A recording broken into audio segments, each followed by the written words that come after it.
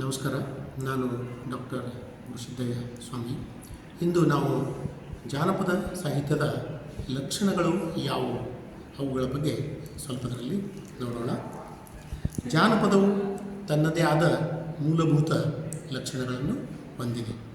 ಪರಂಪರಾಗತ ಅನುಭವ ಜ್ಞಾನವನ್ನು ಹೊಂದಿರುವ ಮೌಖಿಕ ಪರಂಪರೆಯ ಜಾನಪದದ ಪ್ರಮುಖ ಲಕ್ಷಣಗಳನ್ನು ಈ ಕೆಳಗಿನಂತೆ ಗುರುತಿಸಬಹುದು. ಇಲ್ಲಿ ಒಟ್ಟು 12 ಲಕ್ಷಣಗಳನ್ನು ಹೇಳಲಾಗಿದೆ.